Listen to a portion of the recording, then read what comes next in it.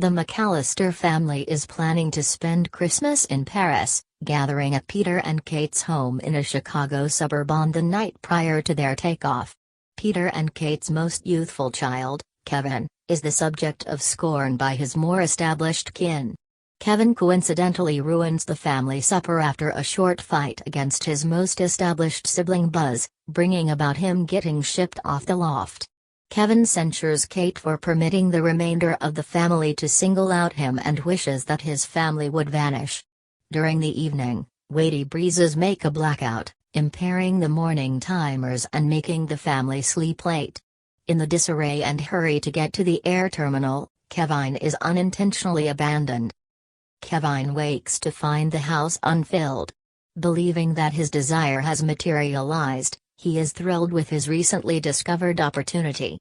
Afterward, Kevin becomes terrified by his nearby neighbor, elderly person Marley, who is reputed by the neighborhood youngsters to be a chronic executioner who killed his own loved ones. The McAllister home is before long followed by the Wet Bandits, Harry Lime and Marv Merchants, a couple of thieves who have been breaking into other empty houses in the area.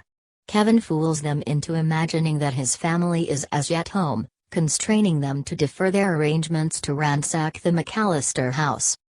Kate acknowledges mid-flight that Kevin was abandoned, and upon appearance in Paris, the family finds that all trips for the following 2 days are reserved, and that the telephone lines are still down back home. Peter and the remainder of the family stay in his siblings' condo in Paris, while Kate figures out how to return a flight once again to Scranton, Pennsylvania. She endeavors to track down a trip to Chicago, yet every one of the flights are reserved.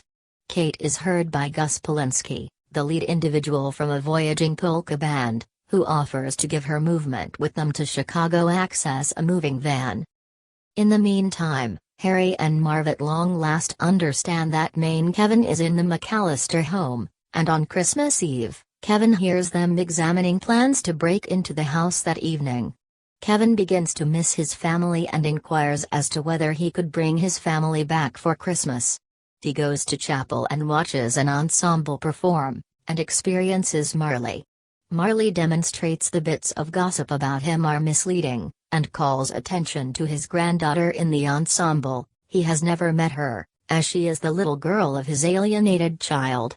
Kevin recommends to Marley that he ought to accommodate with his child. Kevin gets back and apparatuses the house with booby traps.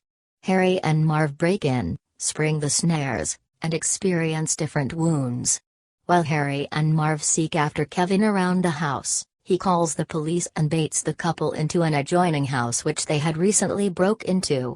Harry and Marv trap Kevin and plan to seek their retribution. However, Marley intercedes and thumps them oblivious with his snow scoop. The police show up and capture Harry and Marv, having recognized every one of the houses that they broke into because of Marv's horrendous propensity for flooding them. On Christmas Day, Kevin is at first disheartened to observe that his family is as yet gone, despite the fact that Kate gets back and they accommodate. The remainder of the family before long returns subsequent to holding up in Paris until they could get a non-stop trip to Chicago. Kevin stays quiet about his experience with Harry and Marv, in spite of the fact that Peter finds Harry's taken out gold tooth. Kevin then watches Marley rejoining with his child, girl in regulation, and granddaughter. Marley sees Kevin, and they wave to each